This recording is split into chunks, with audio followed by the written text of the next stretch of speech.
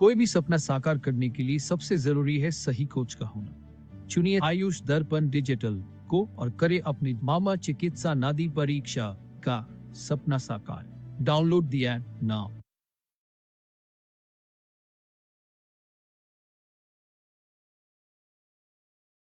कोई भी सपना साकार करने के लिए सबसे जरूरी है सही कोच का होना। चुनिए आयुष दर्पण डिजिटल को और करे अपनी क्लिनिकल आयुर्वेद सीखने का सपना साकार।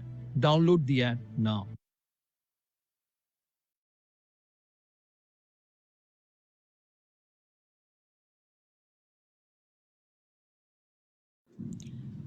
नमस्कार, आयुष दर्पण डिजिटल ऐप के प्लेटफॉर्म पर आपका स्वागत है। ये छोटा प्रमोशनल वीडियो आज हमने उन यूज़र्स के लिए बनाया है जो ये जानना चाहते हैं कि आयुष दर्पण ऐप का इस्तेमाल किस तरह से किया जाए।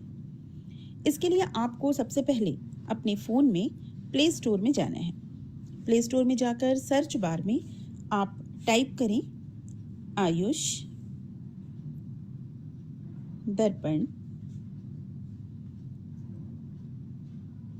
डिजिटल और सर्च करें। सर्च करने पर आपको ऐप की लिस्ट में आयुष दर्पण डिजिटल ऐप मिलेगा। आप इसे डाउनलोड कर लें। क्योंकि मेरे फ़ोन में ये ऐप पहले से डाउनलोडेड है, इसलिए मैं इसे ओपन करती हूँ। ऐप ओपन होने पर आपको लॉगिन सेटअप मिलता है, जहाँ पर आपको लॉगिन करना होता है। आप अपना फ़ोन नंबर डालकर यहाँ पर लॉगिन कर सकते हैं। लॉगिन करने पर यहाँ पर OTP प्राप्त होता है और आपका वेरिफिकेशन होता है। लॉगिन करना चाहते हैं या एज अ स्टूडेंट, तो वहाँ पर ये ध्यान रखें कि आपको एज अ स्टूडेंट लॉगिन करना है। साथ ही अगर आप आईफोन या iOS यूज़र हैं तो आप सबसे पहले प्ले स्टोर में जाकर माई इंस्टीट्यूशन ऐप डाउनलोड करें और उसके बाद आपको ऑर्गेनाइजेशन कोड मिलता है U, all letters are in capital. आप ये कोड एंटर करके और उसके बाद फिर आयुष दर्पण डिजिटल ऐप तक आप एक्सेस कर सकते हैं। अब आपके सामने आयुष दर्पण डिजिटल का विंडो खुला हुआ है। इसमें आपको कई ऑप्शंस मिलते हैं। अगर आप हमारे इस ऐप में आयुष दर्पण डिजिटल में आकर आप कोर्सेज परचेस करना चाहते हैं तो इसके लिए आप स्टोर में जाएं। स्टोर में जाने पर आपको हमारे कोर्सेज की लिस्ट मिल जाती है। जैसे आप देख सकते हैं यहाँ पर डिसीज वाइज पंचकर्मा, मर्मा बिगिनर, क्लिनिकल पंचकर्मा, ये डिफरेंट कोर्सेज हैं। आप व्यू ऑल कोर्सेज करके सारे कोर्सेज की लिस्ट आप देख सकते हैं। इसमें जैसे अगर आप कोर्स परचेस करना चाहते हैं हमारा डिसीज वाइज पंचकर्मा, आप कोर्स पर क्लिक करें। कोर्स पर क्लिक करने पर ये इसमें आपको कोर्सेज की डिटेल आपको मिल जाती हैं, कितने लेक्चर्स हैं, क्या हैं। अगर आपको कोर्स पसंद आता है तो आप इसे लाइक भी कर सकते हैं और इसमें आपको 12 वीडियोज़ हैं। अब इसमें आपको अभी ऑफर है इस पर जिसमें आपको डिस्काउंट भी मिलता है। तो यहाँ पर कूपन कोड अवेलेबल है, आप कूपन कोड देखें, कूपन कोड सेलेक्ट करें और इसे अप्लाई करें।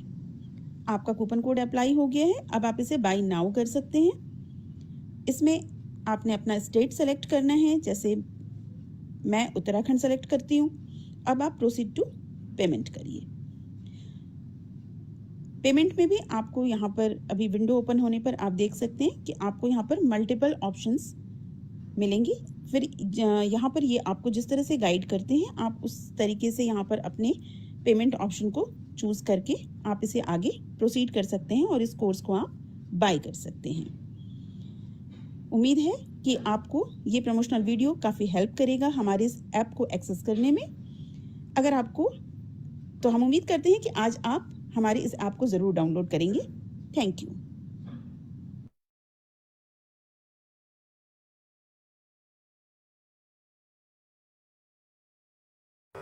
नमामि धन्वन्तरिमादिदेवं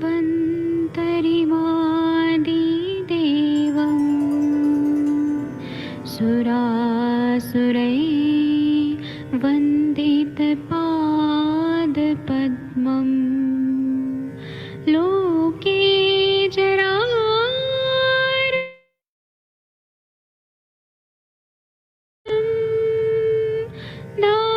दातारमीशं विविधौषधीनां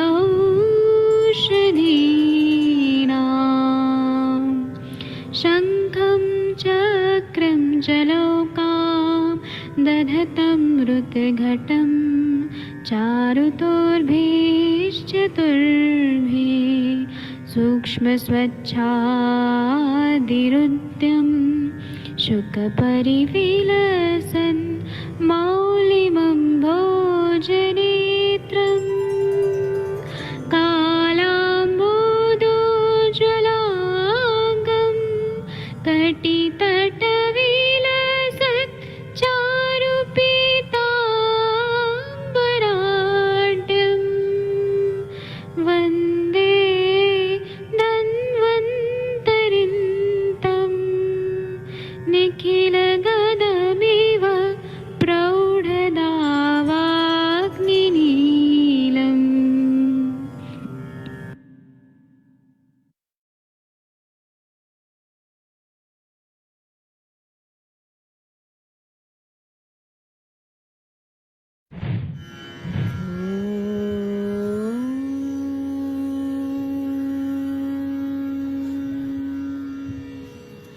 शङ्खं चक्रं जलौकां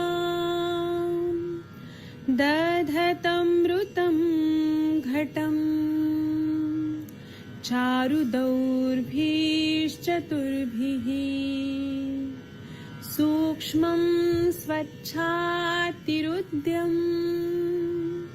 शुकपरिविलसनम् मौलिमम्बोजनेत्रं कालाम्बोद्योज्ज्वलाङ्गं कटितटविलसाम्बराढ्यं वन्दे धन्वन्तरिं तव निखिलगदमिव प्रौढदावाग्निलीलम्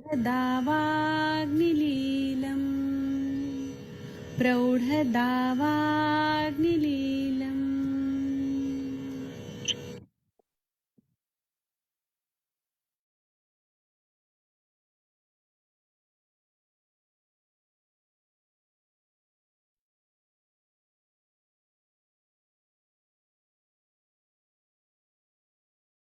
प्रणाम सभी लोगों को। मैं वैद्य अरविंद पाठक पुणे महाराष्ट्र से आप सभी लोग का स्वागत करता हूं। सभी लोगों को कोटि कोटि प्रणाम करता हूं। आइए आज हम लोग आयुर्वेद का कुछ बेसिक प्रिंसिपल इस पर हम लोग चर्चा करेंगे, जो सभी को बहुत ज्यादा काम आने वाला है और सभी का प्रैक्टिस को और निखारने वाला है। इसलिए मैं कुछ बेसिक प्रिंसिपल है कि दोष गति और रोग मार्ग, व्याधि मार्ग, ये बेसिक प्रिंसिपल हम लोगों को सेकेंड ईयर में पढ़ाया जाता है, जब में रोग निदान पढ़ाया जाता है। तो इस पर मैं कुछ चर्चा करूंगा और इसका क्लिनिकल इंपॉर्टेंस क्या है वो भी मैं आप लोग को बताऊंगा। जो आप लोग का मतलब पेशेंट जब आते हैं तो हमारा जो दृष्टिकोण होता है पेशेंट को देखने का, समझने का, व्याधि को समझने का और ट्रीटमेंट करने का, वह थोड़ा चेंज हो जाएगा और आप लोग को और फायदा हो जाएगा। तो थोड़ा बेसिक प्रिंसिपल पढ़ेंगे और फिर बाद में उसका अप्लाइड भी हम लोग डिस्कस करने वाले हैं। आप सबके सब भारत के सर्वश्रेष्ठ चिकित्सक हैं, सभी लोगों को मैं प्रणाम करता हूँ। जब हम लोग व्याधि मार्ग या दोष गति इसका विचार करते हैं ना, तो हमें ये पता चलता है कि जब दोष जो रहते हैं वात पित्त कफ ये प्रकोपित होते हैं तो उनका जो कोष्ठ से, कोष्ठ मतलब हमारा जो अंतर अभ्यंतर कोष्ठ है, यहाँ से शाखा की तरफ गमन हो जाता है। जब शाखा की तरफ चले जाते हैं दोष, तो फिर क्या होता है कि ये तो प्राकृत अवस्था में होते ही रहता है, लेकिन ये अगर बहुत ज्यादा वहां चले गए तो वह व्याधि उत्पन्न कर देते हैं। दिन में 2 बार तो कोष्ठ और शाखा गति होती ही रहती है, ये आप लोग को मालूम है। कोष्ठ ये शब्द का अगर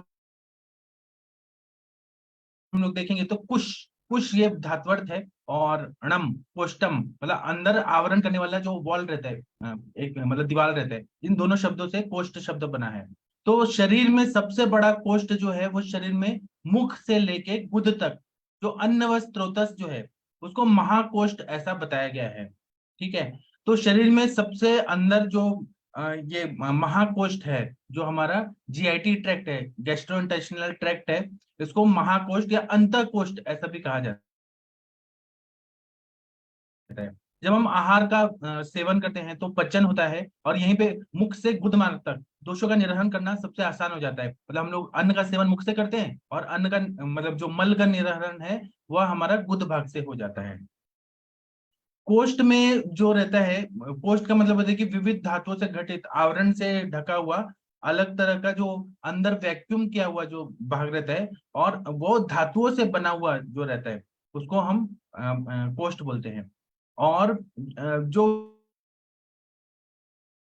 शाखाएं रहती हैं, शाखाएं मतलब जो धातुओं से परिवेष्टित किया हुआ है, जैसे रस वस्त्र रक्त वस्त्र, जो जैसे कि पेड़ होता है, पेड़ का बीच का भाग जो होता है वह कोष्ठ होता है, और शाखाएं जो होती हैं, जो स्टेम्स होते हैं, वैसे ही हमारे शरीर में बाह्य जो स्किन है या फिर हाथ है, पैर है, यह सब हमारा शाखा हो जाता है। जब हम शाखा, कोष्ठ और दोषों के बारे में देखते हैं, तो रस, रस का मल कौन सा है, तो कफ है। रक्त का मल कौन सा है, तो पित्त है। जब हम अन्न रूपी आहार का सेवन करते हैं, तो फिर यह जो कफ है, पित्त है, यह तैयार होने लगता है। और वायु जो है, वो वायु भी विकृत स्वरूप में, मतलब मल के रूप में तैयार होने लगता है। तो मुझे ये बताना है कि जैसे कि बड़ा बड़ा बीमारियां होती हैं, जैसे कि राजयक्ष्मा हो गया या फिर फुफ्फुस हो गया, उसमें विकृत अगर वैक्यूम तैयार हो गया कहीं ना कहीं, तो वो विकृत कोष्ठ तैयार हो जाता है, तो उसको भी हम व्याधि ऐसे समझते हैं। जो हृदय की जो एओर्टा है, एओर्टा में अगर विकृत व्यास हो गया, तो वहां पे एन्यूरिज्म ऑफ एओर्टा ऐसा बोलते हैं। जो प्राकृत कोष्ठ और शाखा है वो तो प्राकृत है, लेकिन अगर एनाटोमिकली कोई भी चीज चेंज हो रहा है एनाटोमिकली, तो फिर वो व्याधि होने लगता है।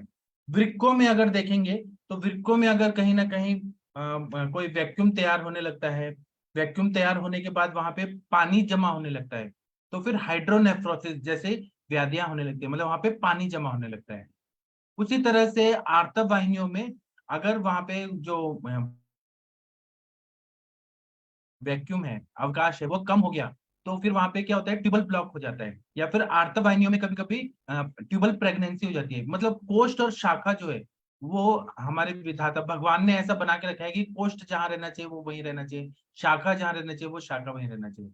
इसी तरह से मूत्राश्मरी अगर देख लिया, पित्ताश्मरी देख लिया, या फिर थ्रोम्बोसिस देख लिया, रस रक्त ग्रंथि भवन, यह सब क्या करता है कि विकृत जगह पे जाके दोष संचित होने लगते हैं। अर्बुद अगर देख लिया,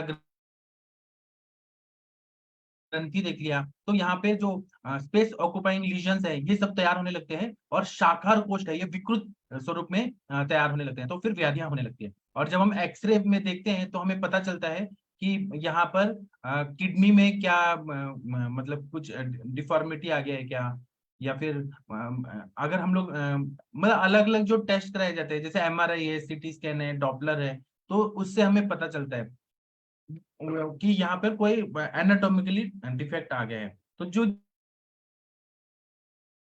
जितने भी स्कोपिस हैं, उससे हम लोग यही पता चलता है कि शाखा और कोष्ठ है वो विकृत हो गया या सही है। इसी तरह से दोष गति अगर देखेंगे, तो चरक सूत्र स्थान में दोष गति क्या बताए, क्षय स्थान वृद्धि, कहीं पर भी दोषों का क्षय होना, कहीं पर वृद्धि होना या स्थान होना। तो इस तरह से वो दोषों की गति होती है, या ऊर्ध्व, अधः और तिर्यक ऐसे गति होती है। दोष अगर ऊपर की तरफ जा रहे हैं तो ऊर्ध्व गति होती है, अधो भाग में जा रहे हैं तो अधः गति होती है, या तिर्यक भाग में जा रहे हैं तो फिर, या फिर और गति देखें तो कोष्ठ, शाखा और मर्मास्थि संधि। अगर दोष कोष्ठ में जा रहे हैं तो कौन सी, विकृत स्वरूप में जा रहे हैं तो कौन सी व्याधि हो रही है, शाखा में जा रहे हैं विकृत स्वरूप में तो कौन सी व्याधि हो रही है, मर्मास्थि संधियों में जा रहे हैं तो कौन सी व्याधि हो रही है। ये सब बेसिक प्रिंसिपल है। अब ये हम लोगों ने पढ़ा है कि कोष्ठाश्रित व्याधियां क्या होती हैं। कोष्ठ में जो होती हैं, जैसे कि ज्वर हो गया, अतिसार हो गया, छर्दी हो गया, अलसक हो गया, विसूचिका, काश, श्वास, हिक्का, आनाहा, उदर, प्लीहा रोग, विसर्प हो गया, ये सब जो रहता है ना, कोष्ठाश्रित व्याधियां रहती है। इसी तरह से अंत कोष्ठो महास्त्रोतो आम पक्वाशय, ऐसा जब बोलते हैं, अंत कोष्ठ जो महास्त्रोतस है, उसमें आमाशय और पक्वाशय में जो व्याधियां होती हैं, उसको हम लोग कोष्ठाश्रित व्याधियां बोलते हैं। शाखाश्रित व्याधियां क्या होती हैं, शाखाश्रित व्याधियां जैसे कि विसर्प हो गया, या फिर गलगंड, पिड़का, अलर्जी, अपची, चर्मकील, अधिमांस, कुष्ठ, व्यंग, ये सब जो रहते हैं, या शवतु, गुल्म, अर्श, ये सब बहिर्मार्ग की व्याधियां रहती हैं, या शाखाश्रित व्याधियां रहती हैं। मर्मास्थि संधि में कौन कौन सी व्याधियां होती हैं, तो अपने जो बड़े बड़े बीमारियां हैं, जैसे कि मर्म और अस्थियों में, संधियों में जो होने वाली, मध्यम मार्ग में होने वाली है, तो वो कौन सी है, तो एल्जाइमर्स डिजीज हो गया, पार्किंसन डिजीज हो गया, या फिर मेनिंजाइटिस हो गया, या फिर डीमाइलिनेटिंग डिजीज हो गया, ऐसे मोटर न्यूरॉन डिजीज हो गया, मल्टीपल स्क्लेरोसिस हो गया, ये सब मर्मास्थि संधियों में होता है। या फिर आयुर्वेद की भाषा में पक्षवद हो गया, ये मध्य मार्ग आश्रित मर्म आदि संधियों में हो जाता है। पक्षवद, ग्रह, अपतानक, अर्दित, फिर उसके बाद में बुद्ध भ्रंश, शिरो हृदय बस्ती रोग, ये सब मध्यम मार्ग में होने वाली व्याधियां हैं। तो हमें जब चिकित्सा करते हैं तो पहले तो हमें ये पता चलना चाहिए एनाटॉमिकली वो कोष्ठ आश्रित है या शाखाश्रित है या फिर मध्यम मार्ग में आश्रित है। उस हिसाब से चिकित्सा जो रहती है, जैसे कि कोई व्याधि शाखाश्रित है तो उसको हम लोग कोष्ठ में दोषों को लाके और फिर चिकित्सा करते हैं। जैसे कि कामला जो है, जो रुद्रपद कामला है वो शाखा में रहता है, तो हम लोग रुद्रपद कामला में हम लोग क्या करते हैं, उष्ण तीक्ष्ण दवाइयां देते हैं और सारे दोषों को हम लोग कोष्ठ में लेके आते हैं। जैसे कि हम त्रिभुवन कीर्ति वगैरह देते हैं या फिर त्रिकटु देते हैं।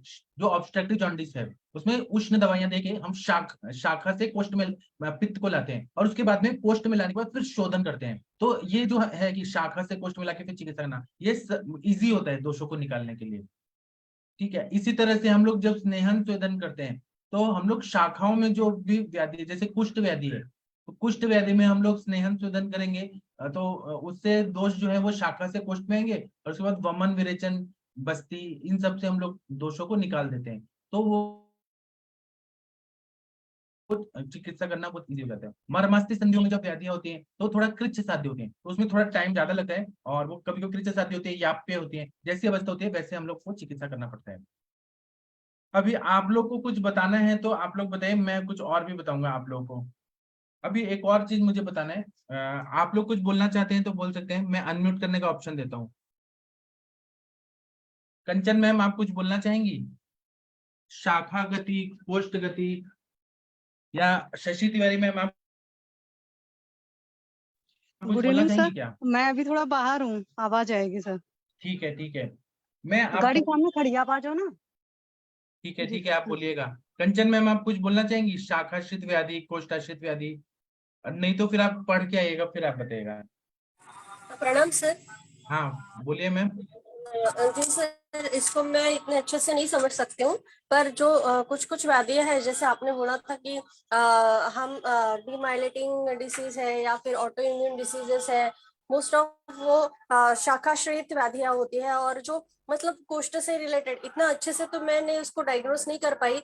जैसे अम्ल पित्त हो गया, मतलब हमारे कोष्ठ के अंदर जितनी भी बीमारियां, अल्सर हो गया या फिर मतलब अन्न द्रव शूल, परिणाम शूल, जैसे कोलाइटिस, ग्रहणी हो गया, तो इसको हम मतलब कि बीच वाले जो पोर्शन में जो व्याधियां हो रही है, तो मैं इसे ऐसे समझती थी कि ये हमारा मध्यम जो नहीं सर, मैं इतना अच्छे से नहीं क्लियर बता पाऊंगी इसे इस शायद। पर हम और चर्चा करेंगे क्योंकि ये थ्योरेटिकल है, इस पे और हम आप अच्छा से चर्चा समझाइए। करेंगे ना तो हमारा और भी कॉन्सेप्ट क्लियर होगा और सारे वैद्य लोग बोलना चाहेंगे। हाँ सारे लोग बोलेंगे। अभी मैं थोड़ा एक और चीज बताना चाहता हूँ जो बहुत जरूरी है हम लोग को डिस्कस करना। जब हम आम दोष का विचार करते हैं बार बार कि जब हमारा शरीर क्रिया का जो भी क्रियाएं हो रही हैं उसमें विकृत आम तैयार हो जाता है या विष समान द्रव्य की उत्पत्ति हो जाती है। उष्मणो अल्प बलत्वेन धातु माध्यम अपाचितम दुष्ट आमाशय गतम रसम आमम प्रचक्षते। इसका मतलब यह है कि जब जाठराग्नि अल्प बल की हो जाती है तो जो पहला आहार रस होता है वो कच्चा कच्चा तैयार होता है, अपक्व रहता है और वह दुष्ट हो जाता है और फिर वो आमाशय में जाता है और वह आम आम अवस्था में तैयार हो जाता है।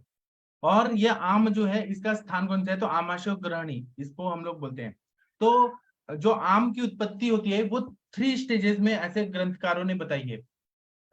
3 नहीं, टोटल 5 उसमें बताइए।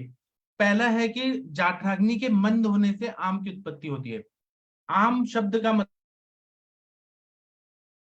मतलब आयुर्वेद के भाषा में आम मैंगो नहीं है, आम का मतलब होता है अपक्वता, जहां पे खाना पचा हुआ नहीं है। अग्निमांद्य की वजह से आहार का सम्यक पचन नहीं होता है। आहार रस जो रहता है वो उसका स्वरूप अपक्व अवस्था में कच्चा कच्चा रहता है, इनडाइजेस्टेड फूड।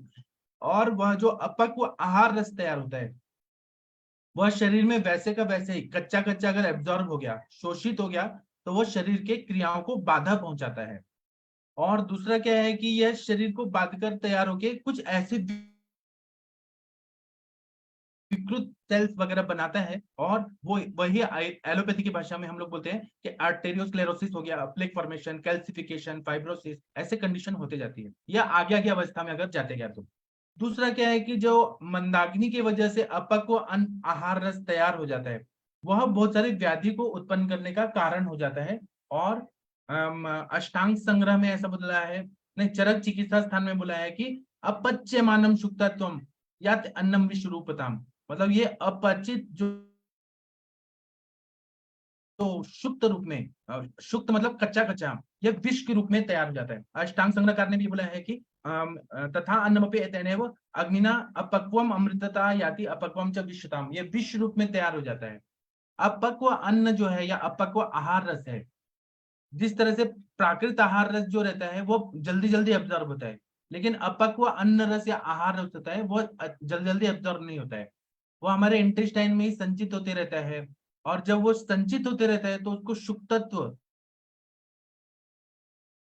मतलब एक खट्टापना आ जाता है, विकृत स्वरूप का खट्टापना आ जाता है, और वह शरीर में बहुत ज्यादा तकलीफ देने वाला होता है। जैसे कि दूध का दही होते समय लैक्टिक एसिड तैयार होते समय खट्टापना आ जाता है, और वो लैक्टिक एसिड जो रहता है, अब ऐसे ही शरीर में विकृत अम्लीय भावन जो हो गया, आम का जो आहार रस विकृत है, कच्चा है, तो वो शरीर को बहुत ज्यादा तकलीफ देने लगता है।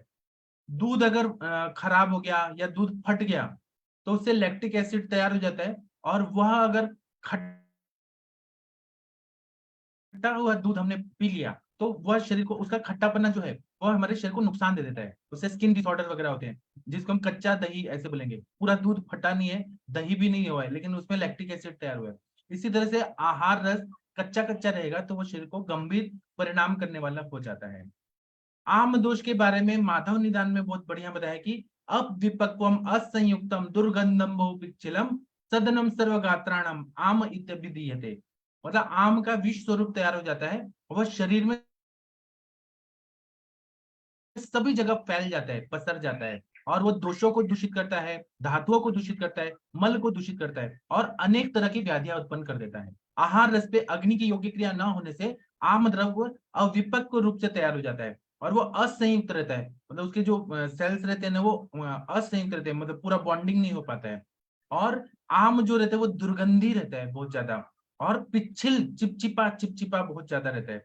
इसी के वजह से जो मूत्र पुरुष और स्टीवन जो आता है वो भी बहुत ज्यादा दुर्गंधी आता है। बहुत सारे पेशेंट जो रहते हैं ना, जिनको अग्नि मान्यता रहती है, आम दोष बहुत रहता है, वो हमारे क्लिनिक में भी है ना, दूर से भी बैठे तो बहुत गंदा स्मेल आता है उनके बॉडी से, यह आम दोष की वजह से होता है। क्योंकि आम जो रहता है पिछिल रहता है, सड़ा हुआ अन्न का आहार रस रहता है, कच्चा रहता है, और इसकी वजह से सार्किट विभाजन न होने की वजह से बहुत ज्यादा ये बहुत ज्यादा मात्रा में शरीर में तैयार हो जाता है, और उसकी वजह से शरीर का जो पोषण है, प्रीणन कार्य है, वह नहीं होता है, मन का भी प्रीणन नहीं होता है, शरीर का भी प्रीणन कार्य नहीं होता है, और मन से भी वो पेशेंट बहुत ज्यादा मतलब दुखी रहता है, मन से भी खुश नहीं रहता है। सदनम सर्वगात्राणम, मतलब ये पूरा बॉडी में ऐसे स्टिफनेस, सदन, कुछ ना कुछ काम में बाधा आ रही है, ऐसा उत्पन्न होने लगता है। तो ये आम दोष जो है जाठराग्नि की वजह से तैयार हुआ है। दूसरा लेवल से बोल रहे हैं कि धात्वग्नि मानने की वजह से आम की उत्पत्ति होना। जब रस की अग्नि, रक्त की अग्नि, मांस की अग्नि, सारे धातुओं की जो अग्नि है, सूक्ष्म अग्नियां हैं, वह अगर विकृत होती हैं तो उसकी वजह से आम की उत्पत्ति हो जाती है। तो उसकी वजह से अच्छा रस धातु नहीं बनता है, रक्त धातु नहीं बनता है, ऐसे बहुत सारे फिर व्याधियां उत्पन्न होने लगती है, तो हमें वहां पे धात्वग्नि मानने को ठीक करना पड़ता है। इसी तरह से दोष दुष्य समूर्छना की वजह से एक आम की उत्पत्ति, ऐसा कॉन्सेप्ट बताया है कि ये वाग्भट सूत्र स्थान में बताया कि अन्य दोषेभ्यो विवाति दुष्टेभ्यो अन्योन्य मूर्छनात् वो द्रव्य विषयस्य बदनते आमस्य संभवम। इसका मतलब यह है कि स्त्री दोष जब सर्व शरीर में संचार हो रहे हैं और आम उत्पत्ति कहीं पर भी उत्पन्न हो रही है, और तो फिर क्या होता है, दोष दुष्यों की, दोष मतलब 3 दोष, और दुष्य मतलब 3 मल और 7 धातु। 7 धातु मतलब रस रक्त मांस में दस्ती मध्य शुक्र, और 3 मल मतलब पुरुष मूत्र और स्वेद, ये दुष्य बताएं। तो इनकी सम्मूर्छनाएं होती है, मतलब एक दूसरे में मिक्स हो जाते हैं, और जहां जहां हव्य गुण्यता आती है, जहां जहां वीक पॉइंट रहता है वहां पे वो दोष संचित हो जाते हैं, और जब ये वीक हो जाते हैं तो उसके बाद में आम उत्पत्ति और होने लगती है शरीर में, वो उसकी वजह से। तो ये और कार्य को और बिगाड़ता है और दूसरों को और बिगाड़ता है, और उसकी वजह से व्याधियां और होती हैं, फिर व्याधियां संकर के रूप में तैयार होने लगती है। जैसे कि एग्जाम्पल में बता रहे हैं, जैसे कि फाइब्रोसिस ऑफ लंग्स, ये जो है ये कॉन्सिक्वेंसेस है कि दोष दूषित समूर्छना लंग्स में हो गया है, फुफ्फुस में हो गया है, और उसके बाद में और आम उत्पत्ति हो रहा है, और उसकी वजह से फाइब्रोसिस जैसा कंडीशन आ रहा है, या ब्रोंकिएक्टाइटिस जैसे कंडीशन हो रही है, वहां पे आम दोष और बढ़ रहा है दोष दूषित समूर्छना की वजह से, और फिर वो व्याधि और ज्यादा विकृत होकर असाध्य अवस्था में जा रही है। इसी तरह से एक और कॉन्सेप्ट होता है कि कृमि विष की वजह से आम की उत्पत्ति, मतलब शरीर में अगर कृमि चले गए, अब कृमि यहाँ पर बोला है कि बैक्टीरिया और वायरस, इसको भी कृमि बोला है, तो उसकी वजह से धातुओं का जो व्याधि क्षमत्व है वह अगर स्ट्रांग है तो पेशेंट को कोई, मतलब रोगी को या इंसान को कोई कुछ नहीं होगा। लेकिन व्याधि क्षमत्व कम है तो जो भी कृमि मतलब बैक्टीरियल टॉक्सिन्स, अगर मतलब बैक्टीरिया अपने साथ टॉक्सिन्स लेके आते हैं और वो इतना ज्यादा टॉक्सिन उत्पन्न कर देते हैं, इतना ज्यादा कर देते हैं, या वायरस भी होते हैं तो इतना ज्यादा टॉक्सिन तैयार कर देते हैं, और ये टॉक्सिन जो तैयार होता है इसको हम कृमि विष की वजह से आम की उत्पत्ति, ऐसा कॉन्सेप्ट हमारे उसमें बताया गया है। जैसे राज्यक्षमा व्याधि है, पहले अगर हम लोग देखेंगे तो अगर टीका पढ़ेंगे हम लोग, तो हम लोग ऐसा सोचते हैं कि आयुर्वेद में बैक्टीरिया वायरस कहीं बताया नहीं गया है, लेकिन आयुर्वेद में चरकाचार्य जी ने एक शोष निदान ऐसे बोला है, शोष निदान को राज्यक्षमा नहीं बोला है क्योंकि उसमें यक्ष्मा नाम के जो कीटाणु होते हैं, जिसको हम माइकोबैक्टीरियम ट्यूबरकुलाई, यक्ष्मा नाम के जो बैक्टीरिया होते हैं वह जाते हैं, तब ये व्याधि राज्यक्षमा में कन्वर्ट हो जाती है। तो मतलब अपने आचार्य लोगों को मालूम था कि ये छोटे छोटे जो जंतु हैं, माइक्रो ऑर्गेनिजम्स हैं, ये व्याधि उत्पन्न करने के कारण होते हैं, और इनकी वजह से आम उत्पत्ति होती है और व्याधि उत्पन्न हो जाता है। इसी तरह से पल्मोनरी ट्यूबरकुलोसिस जो होता है, या फिर इंटेस्टिनल ट्यूबरकुलोसिस, मेनिंजियल ट्यूबरकुलोसिस, ये जो जितने सारे कृमि की वजह से होते हैं, बैक्टीरियल टॉक्सिन्स की वजह से या वायरल टॉक्सिन की वजह से, तो ये कृमि विष की वजह से आम की उत्पत्ति, ये कॉन्सेप्ट हम अपने आचार्य लोगों ने बताया। पांचवा टाइप बताया है मल संचय बहुत ज्यादा हो जाता है, उसके वजह से आम की उत्पत्ति हो जाती है। मल जो रहता है वह शरीर में एक तरह से देखा जाए तो दोष धातु मलामुलम मिश्रम, एक विशिष्ट परिमाण तक मल जो रहता है वो बल देता है, या अस्थि धरा कला चाहे पुरुष धरा कला, मल जितना रहेगा उतना शरीर में ताकत रहती है। अस्थि धरा कला को भी वो बल देती है, पुरुष धरा कला तो ताकत देता है। अगर अतिसार जैसा कंडीशन है, या राज्यक्ष में बोला कि मल की रक्षा करो, तो मल क्षय हो गया तो बल क्षय भी हो जाता है। मल प्राकृत रहा तो ताकत रहती है। लेकिन अगर अति मल संचिति होने लगी, जैसे कि उदर व्याधि है, जहां पे उदर व्याधि बढ़ के जलोदर में कन्वर्ट हो रही है, उसमें मल संचिति बहुत हो रही है। अर्श व्याधि है, उसमें मल संचिति बहुत ज्यादा हो रही है, तो वह ऐसी जो व्याधियां रहती हैं ये क्या करती हैं कि यह और भी व्याप्ति को, मतलब दोष दूषित समूर्छना को बढ़ा देती है। अति मल संचय की वजह से आम उत्पन्न और ज्यादा होते रहते हैं। माधव निदान में क्या बोला है, आमम अन्न रसम केचित केचित तो मल संचयम, मतलब शरीर में एक धातु से दूसरे धातु की उत्पत्ति जब हो रही है, धातुओं का क्षय भी हो रहा है, तो जो सूक्ष्म मल की उत्पत्ति हो रही है उसका योग्य तरह से वहन होकर शरीर से विसर्जन अगर नहीं हुआ तो यह संचित हुआ मल है, हर जगह पूरे शरीर में मल संचिति होते रहती है और आम की उत्पत्ति होती है। इसी तरह से मूत्रस्थ क्लेद वाहनम जब कहा है कि मूत्र भी जो है वह क्लेद का वहन करता है।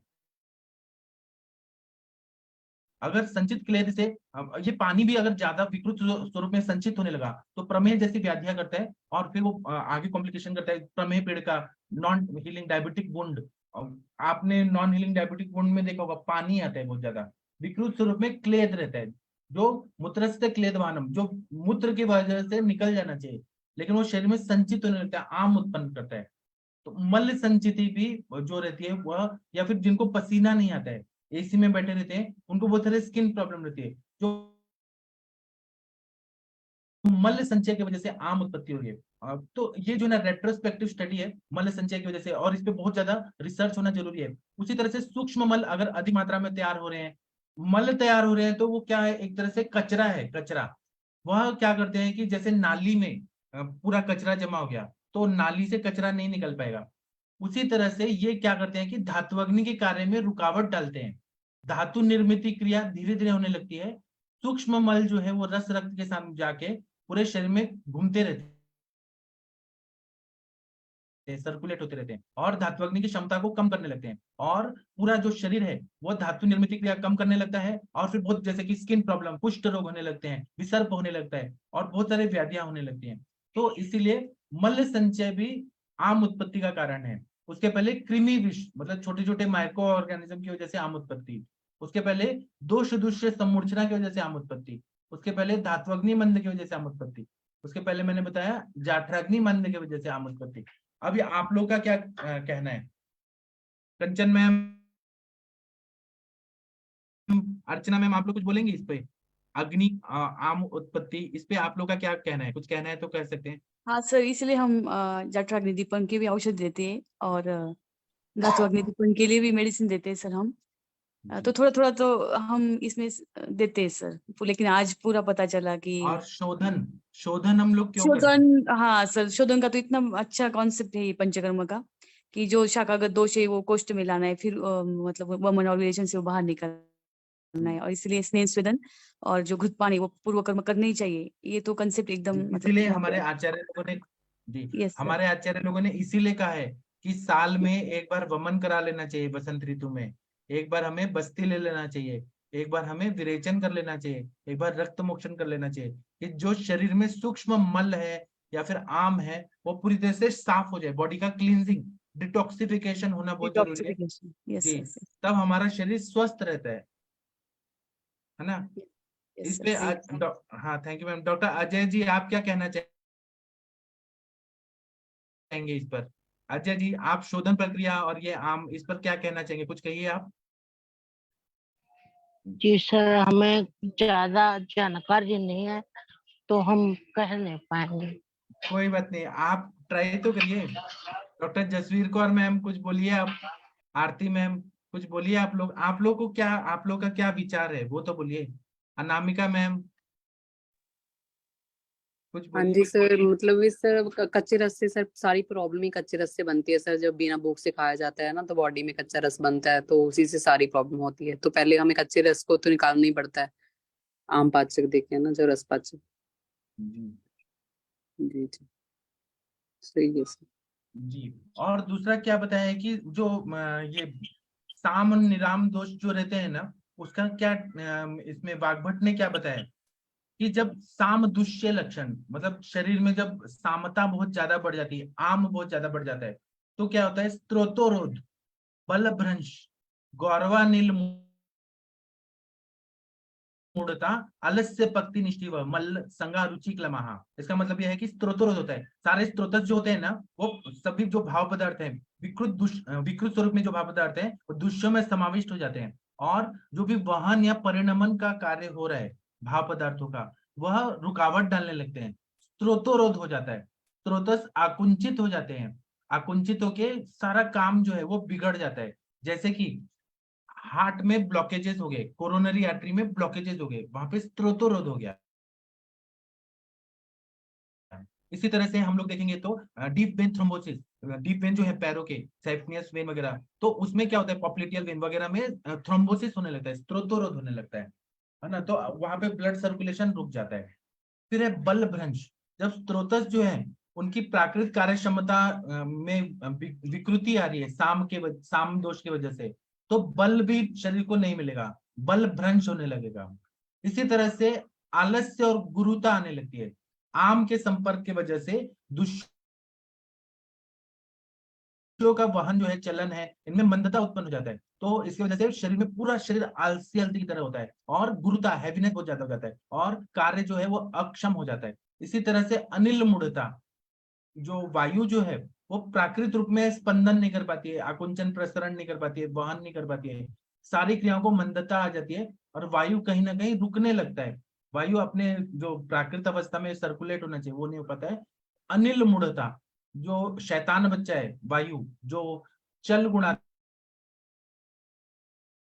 नकारात्मक है उसको कहीं ना कहीं रास्ता ब्लॉक हो जाता है और वो फिर वायु शांत नहीं बैठता है, वो और व्याधियां उत्पन्न करने लगता है। इसी तरह से मल संग होता है। मल संग का मतलब होता है कि मल जो है जो उत्सर्जन होना चाहिए, जैसे कि पसीने से स्वेद रूपी मल निकलना चाहिए, मूत्र निकलना चाहिए, वह नहीं निकल, और पुरुष के रूप में जो मल निकलना चाहिए वो नहीं निकल पाता है।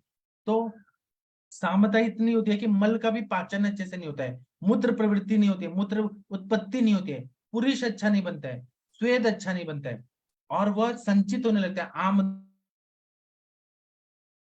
दोष की वजह से। तो मल संग होता है और फिर व्याधियां उत्पन्न और आगे आगे बढ़ते जाता है। क्लम मतलब मानसिक थकावट होने लगती है, दुर्बलता होने लगती है। तो ये सारा चीज जो बताया, त्रोतोरोध बल भ्रंश गौरवा निर्मूढ़ता अलस्य पक्ति निष्ठिव मल संगा रुचि क्लमः, इसको हमेशा ध्यान में रखना चाहिए।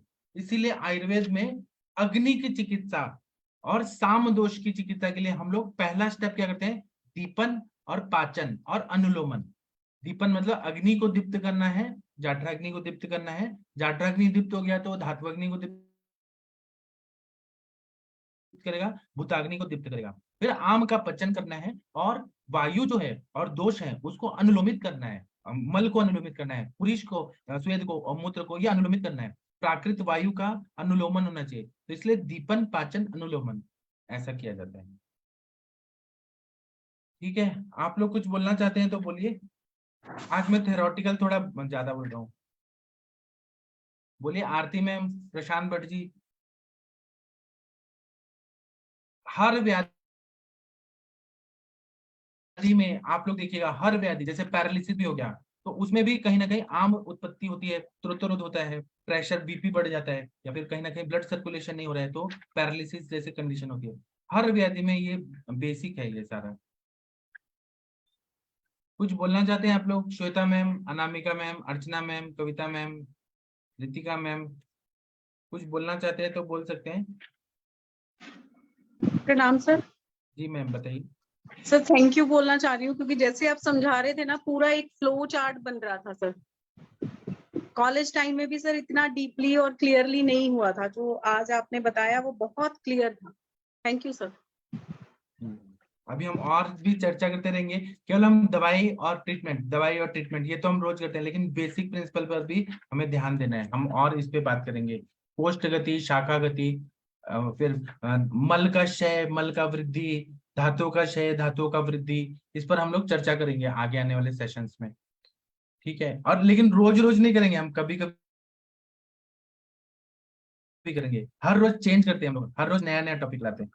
ठीक है, आप लोग कुछ बोलना चाहते हैं तो बोल सकते हैं। कुछ बोलना है? और कंचन मैम, आपका ये बेसिक प्रिंसिपल में एमडी हो रहा है, आपको तो ये सब बोलते आना ही चाहिए। आप इस पे और अभ्यास करिए और स्टडी करिए मैम। जी सर, जितना अच्छे से आप बता रहे थे मतलब मैं उसको उतना अच्छे से एक्सप्लेन भी नहीं कर पाऊंगी। मुझे अच्छे से पढ़ना पड़ेगा, वो समझना पड़ेगा। समझ तो काफी अच्छे से आ गया क्योंकि आपने इतने अच्छे से समझाया, पर उसको मैं एकदम सेंटेंस बाय सेंटेंस बोलना मेरे लिए अभी फिलहाल डिफिकल्ट है, पर आप बहुत अच्छे से बता रहे हैं। आपको पेपर में लिखना है ये सारा चीज, आपको अभी पढ़ना है और पढ़िए और डीपली पढ़िए आप। जी सर। ठीक है, तो अभी मैं सेशन बंद करता हूँ। अब हम 8:15 पे मिलेंगे, तब हम क्लिनिकल डिस्कशन करेंगे। ठीक है, थैंक यू सभी लोगों का, प्रणाम सभी लोगों को।